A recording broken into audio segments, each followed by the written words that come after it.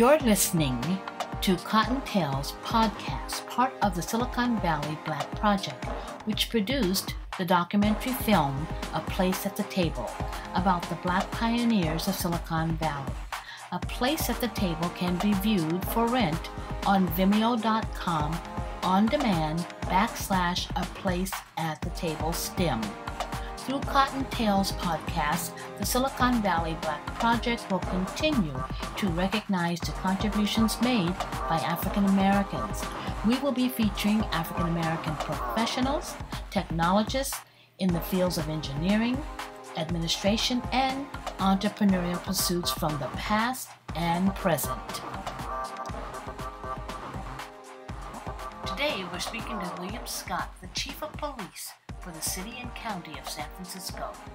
Chief Scott has brought his 27 years of experience to the Bay Area to lead the police force of this progressive Northern California city. While facing the biases and stereotyping of police work, he is meeting the challenges, determined to make the San Francisco police force one of the best in the country.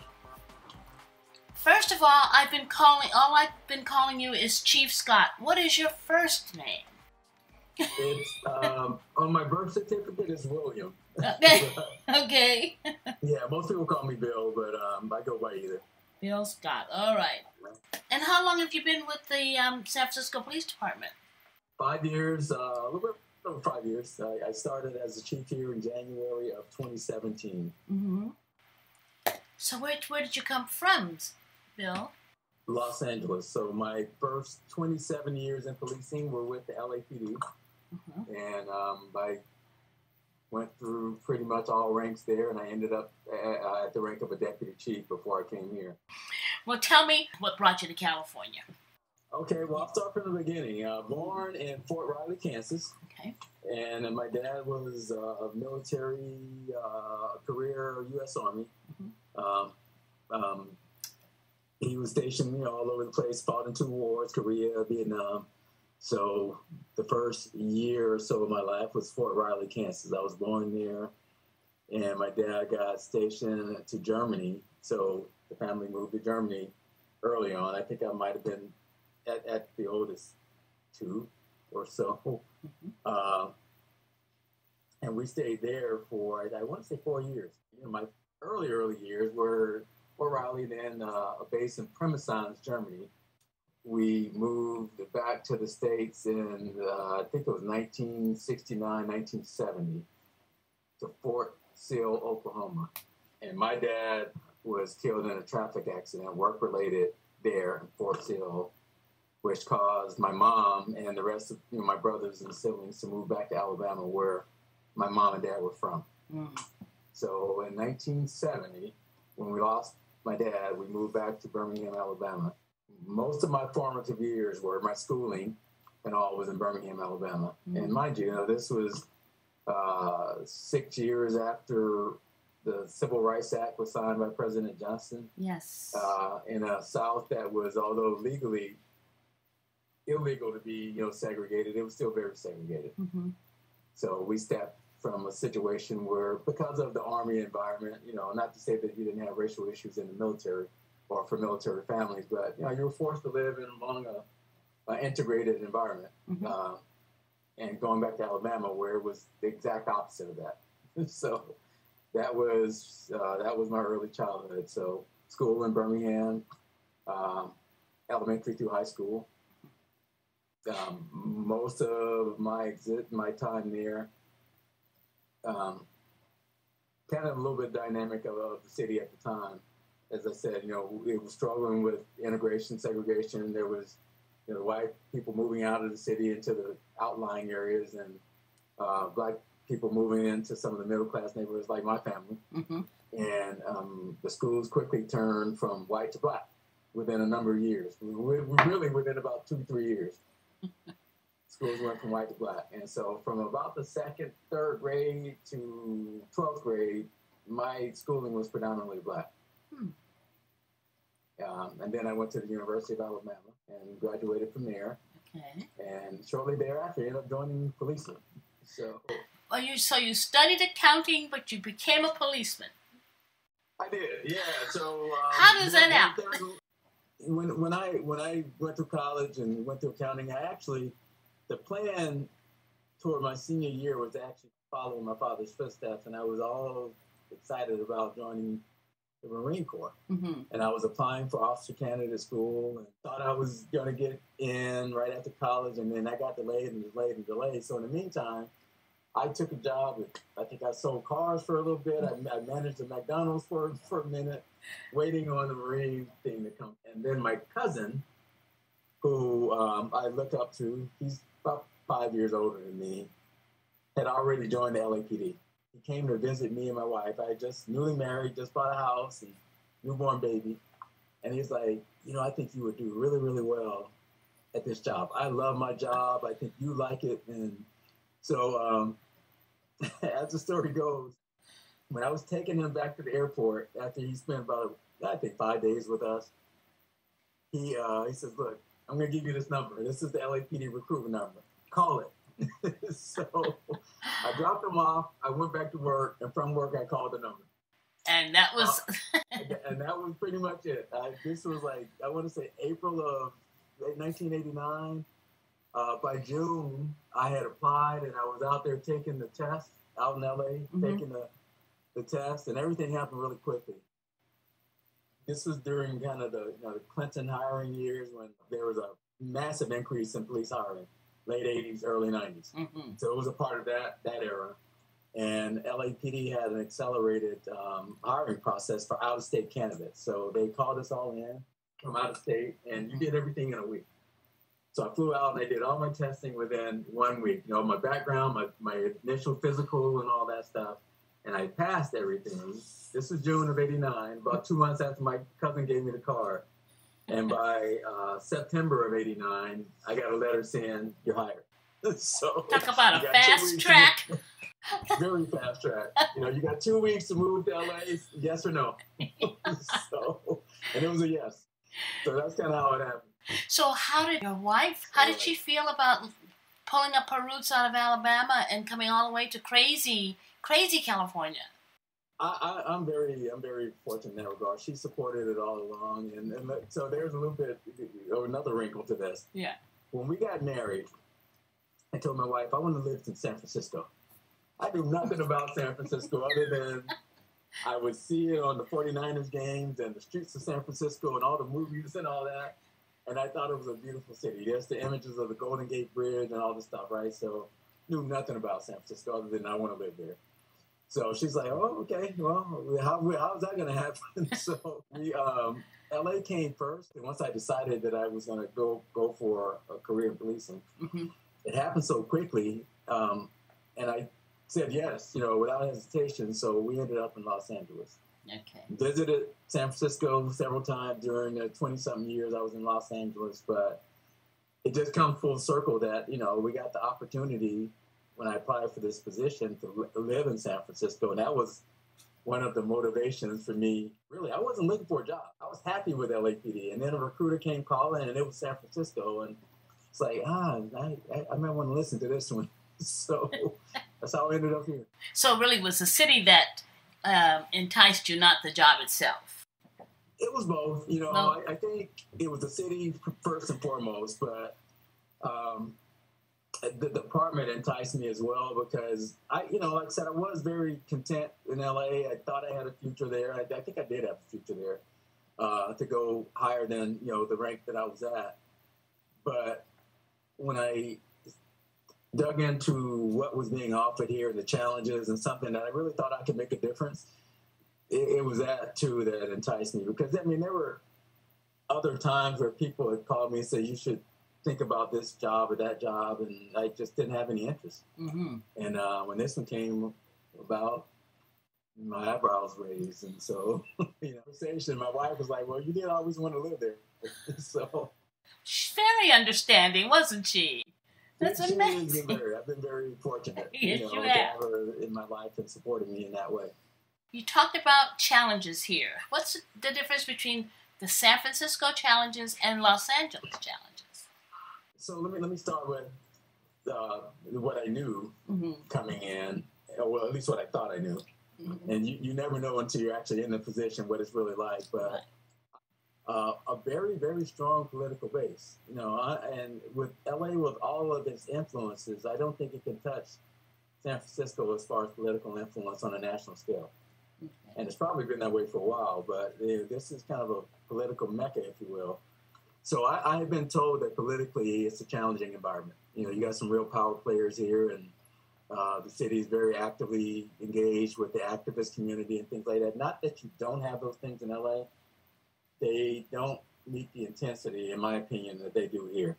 Mm-hmm. It's a big city here, but it's a small city. There's a lot of interconnections here that LA is just so sprawled and spread out that it's not that way. So I've been told that. I didn't really truly appreciate it until I actually got here and started, seeing kind of what that really meant. Mm-hmm. That's one difference. I think also Los Angeles is more moderate to conservative when it comes to policing issues than here in San Francisco and the Bay Area in general. Mm-hmm. So that was another difference. LA is a much bigger department, so coming from a 10,000 member department to a little over 2,000 member department, that was a change as well, because the big department they operate differently. I'm used to a situation where we had a problem, we could scramble 300-400 officers together very, very quickly at the drop of a hat and take care of that issue, where that's much harder to do when you only have 2,000 to draw from. So what I was used to as far as just having access to resources that you can move around and make your adjustments, I had to kind of rethink how I saw the world in terms of that issue, because we're a big department, but we're not that big. So it's a lot harder to do those types of things from a practical and operational standpoint. So I had a learning curve. I had to kind of realize the limitations of not having access to some of the things that I had access to in LAP. 17 helicopters. Here we don't have any. It had a massive, infrastructure in terms of just the support and, 3 or 4 elements of our special weapons and tactics team, where here you only have one. So that took some getting used to, but I've adjusted. I quickly adjusted. Do you see in the future San Francisco gaining some of that momentum? That is to say, that the equipment, the increasing the number of policemen, do you see that in the future for San Francisco? Would that help them at all? I certainly hope so. In terms of staffing, I think the momentum has shifted to where people now really are understanding our staffing challenges more so than 2 years ago, particularly. Mm-hmm. But I don't know that we'll see a shift with some of the other things. I mean, whether the city will ever have another helicopter unit. We had one before the helicopter crashed and ended up in fatalities, and that was the end of our helicopter unit. I don't know that we'll see that in my professional lifetime here, but I certainly hope at some point, that's back on the map, because those type of resources allow a police department to work a lot more efficiently, a lot more effectively, and it's definitely sorely missed by me, because I was used to having that all my career. Yeah. When you don't have to necessarily, when you don't have those resources, it's a different level of engagement. LA, you're kind of trained to contain, get the helicopter overhead, and you don't have to necessarily chase people down and wrestle with them, because you can contain them. There's enough resources. Take your time, slow it down, get the helicopter overhead, and we'll find them. Yeah. And if you have a helicopter with a spotlight shining on someone, you can tell it is actually a cell phone. Exactly. That kind of infrared, technology where you can see people hiding in bushes, and officers aren't having to go and pull people out of bushes when they're there, and you can employ other tactics. So it makes a difference, but I'm not complaining about it. I'm very fortunate to have an opportunity to be in a great city and be doing what I'm doing here. So we make do with what we have. So San Francisco then has fulfilled all of those dreams of yours, those ideas you had about San Francisco, or have they changed drastically? No, I think a lot of what what I have come to understand better and appreciate are, in a lot of ways, really good things in terms of my development. Because the thing about San Francisco that is, I say, somewhat unique, maybe not totally unique, but things that people probably wouldn't dare do in policing, Mm-hmm.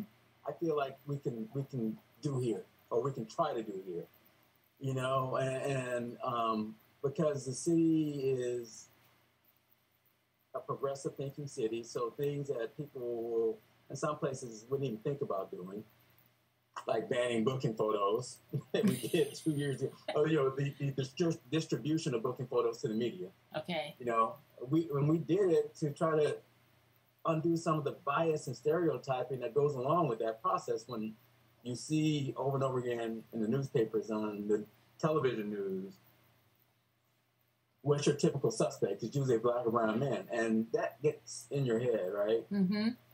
Definitely is going to impact the way you think about that issue when that's all you're seeing. Yeah. So things like that are really exciting. You know, we've done some things that I don't know that even in LA that I would be able to do if I were a chief there. So what else? What have you done that you couldn't do in LA? We just started about a year or two ago, about 2 years ago. It actually started, last year, right? Yeah.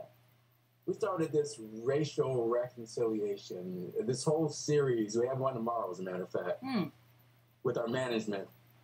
And that now has grown to where we just took our first trip with this nonprofit, Soldier to the Past, back to ground zero of the civil rights movement. Birmingham, Alabama, Philadelphia, Mississippi, Jackson, Mississippi, and the trip culminated in Memphis, Tennessee, where Dr. King was killed. We did this trip in conjunction with Pepperdine University, at least this first one. We took our whole recruit class, which was a small class, and members of our command staff, and we went back into history to actually hear it from the lips of people who lived through it. Like the one of the fifth little girl who got bombed in 16th Street Baptist Church. Mm-hmm. The sister of one of the young ladies who was killed. Medgar Evers' daughter. James Chaney, one of the Freedom Riders. We stood at his gravesite and learned the real history. I don't know that other cities are ready to do that. You know what I'm saying? And we're doing it to get better. We're doing it so we have a better understanding of how people see us. Because, for instance, the Philadelphia, Mississippi story with the Freedom Riders, it was a sheriff's deputy that put these folks in a position to be executed. You know what I'm saying? He was the one who handed these three to the Klan. Right. Yeah. And for command staff and law enforcement officers to stand at his grave and hear from his daughter, who was 10 days old when he was killed, never met her father, or he had never met his daughter, to hear from her of the impact of something that we policing help that tragedy to happen. Mm-hmm. It's impactful. Yes. It's very impactful. And then, for the new officers, they really get a better understanding anyway of how some people are wired, why they may not trust us. And this is generational. I would venture to say a lot of people that live in California have roots in the South. People with generations of, African-American people. Oh, absolutely. From starting in the 40s, we really had... I'm a native Californian. My dad was native, so he saw the drastic change in the population in terms of the numbers of blacks that came to California, right. And that the 30s and 40s, it was a big push towards California. So because we had these southern neighbors front, back, and side of us, all of a sudden, and just to hear their stories, how they lived, because we're thinking we got it really bad out here in California, and you hear these stories and you go, you can't do what? You can't walk on the sidewalk when this guy steps up there. You have to say sir and ma'am. It's like, what are you talking about? Oh yeah, absolutely. And to go back and for a lot of our members who took that trip had never heard the history. Some of this history. And particularly as deeply as we studied it when we were there. So it was really, I think, enlightening for a lot of people. But it's more to it than just understanding history. You got to be able to relate it to what you do and how it may change the way you see the populations most in need, to the African American populations that are still struggling in the city. Yes. That we have to get in and work with members of the African American community, understand their journey. Mm-hmm. I say they. I'm a member of the population as well, but I'm talking from a policing standpoint. Yes. Understand the journey and be able to relate to why people. It may not have anything to do with disliking you as an individual, but they may not trust the institution of policing because of all these things. Right. That have been passed down through generations. When we were in Philadelphia, I think it was the James Chaney's grave. Mm. You know, we're in 2022, and that gravesite still gets vandalized because of racism. Oh, that's... You know, to the point where they had to have metal brackets holding the headstone up because people keep vandalizing and knocking it over and shooting at it and things like that. So, I mean, that was history, but, you know, we still have some of this hatred in our society right now. And, you know, not that that course will correct that, but we have to be reminded that it's still real. Yes, very much so. Very much. Well, let me tell you an incident my husband and I had in San Francisco. It wasn't a bad one. It was surprisingly well done. We were waiting to go into a play, and maybe it was Hamilton. I'm not sure. Don't quote me on that. But we were waiting to go in, and we were all gathered on the sidewalk, and a belligerent person came out of nowhere, because we're right there by that street where they're all... Ugh. Anyway, long story short, this guy is literally hassling everybody on the sidewalk, and somebody called the police. Police car drives up, and we're like, oops, you know, we're backing away.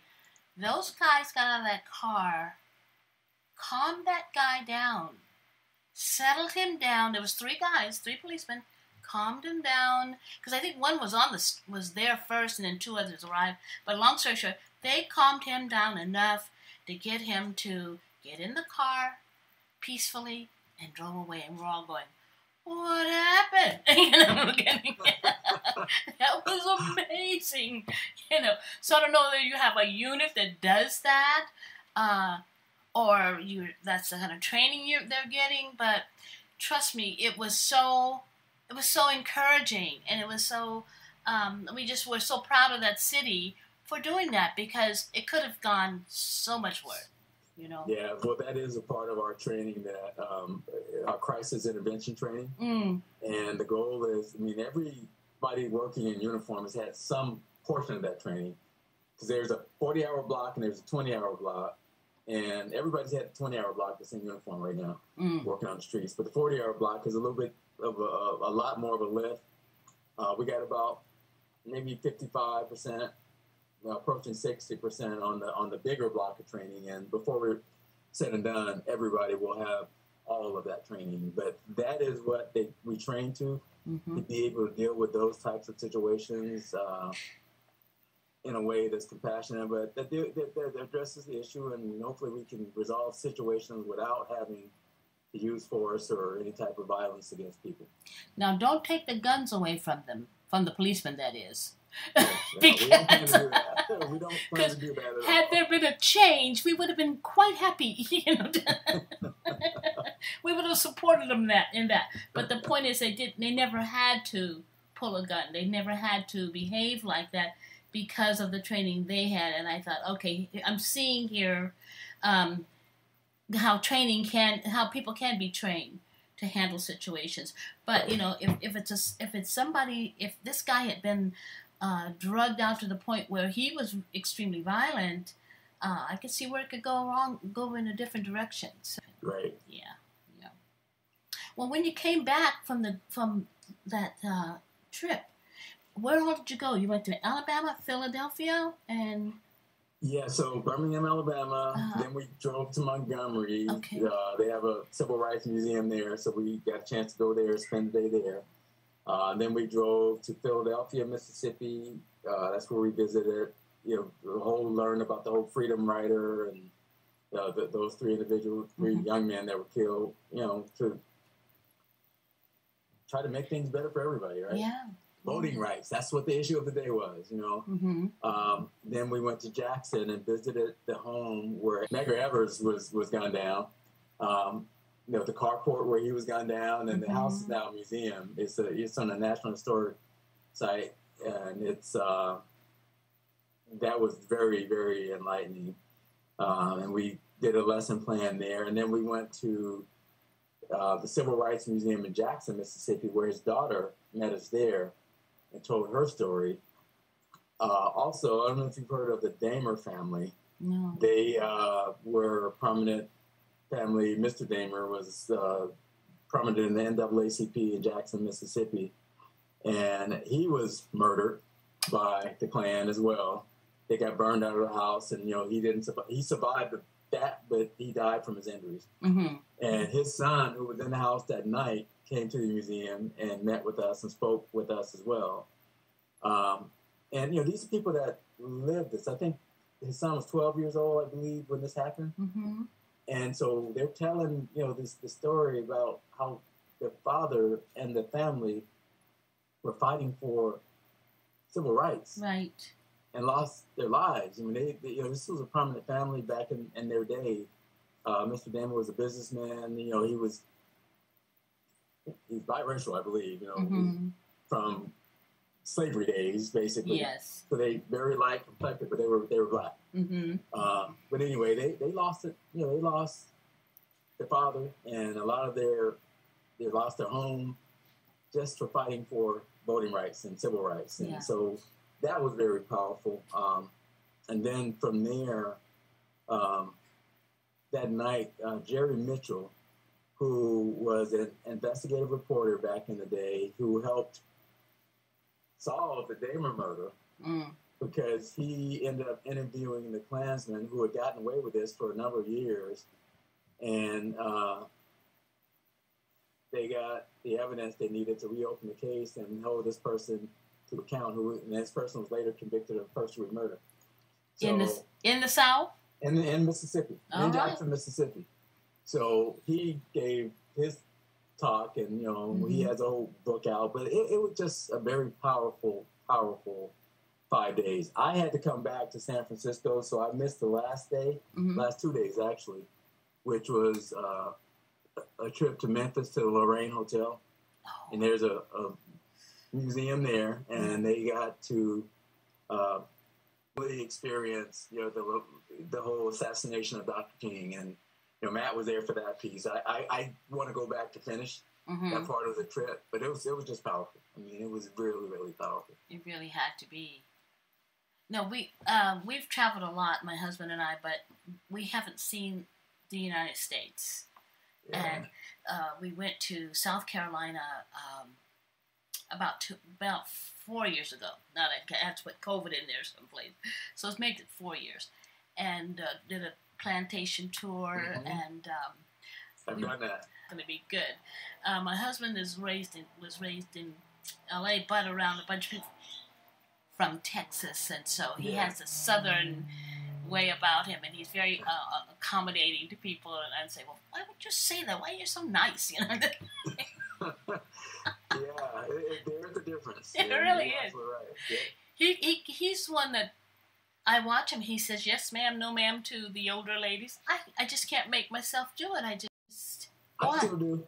I still do. Do you? Yeah. It was the way I was raised, and I still do. And people, but don't call me that. And it's just the way I was raised. You know? Those are good manners, though. They really are good. I mean, it's respectful.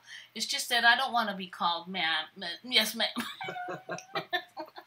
Even though the white hair might belie the fact that I'm in my 70s. So you call me Kathy.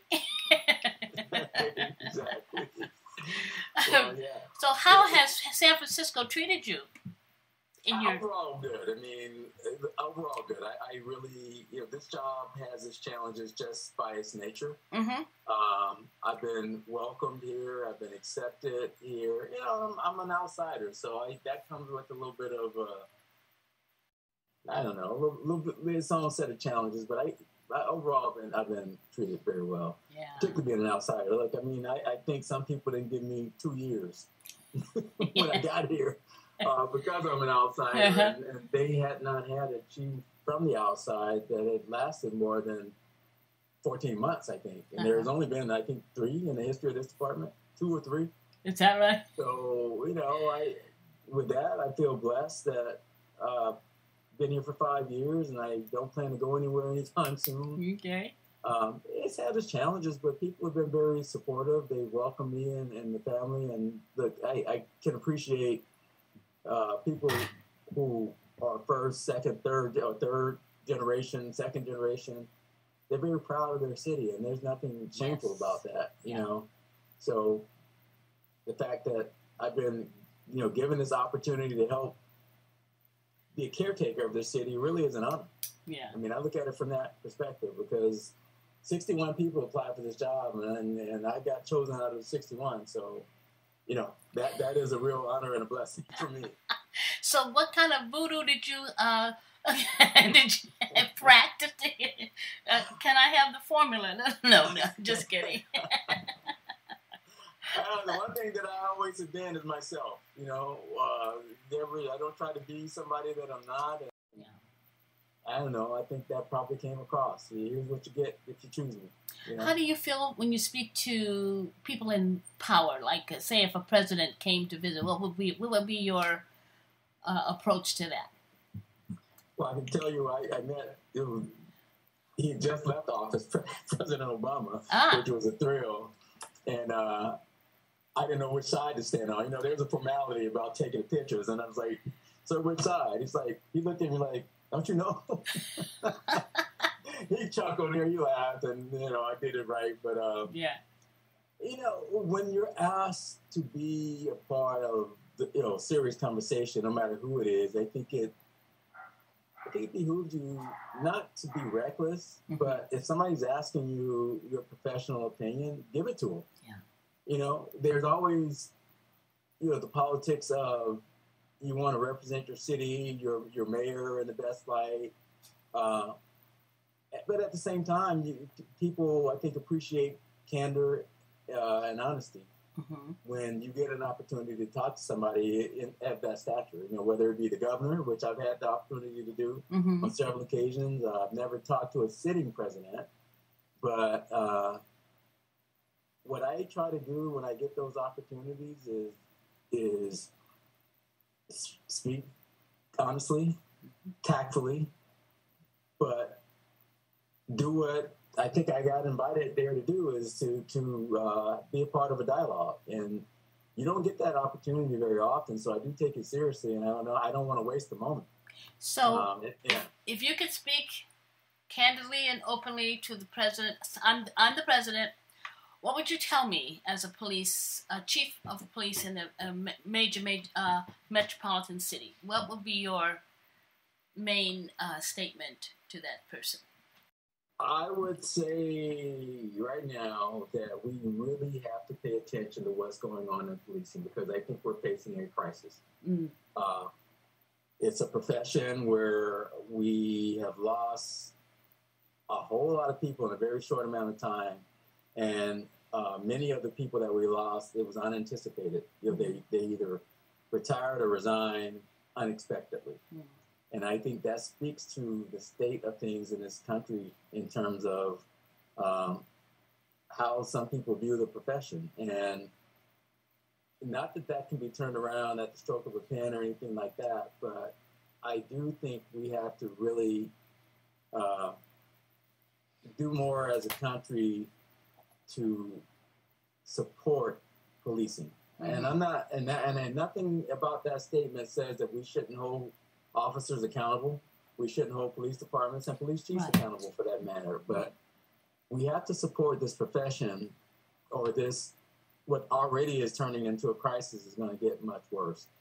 2 years ago, after George Floyd's murder, there was all anybody could talk about was police reform.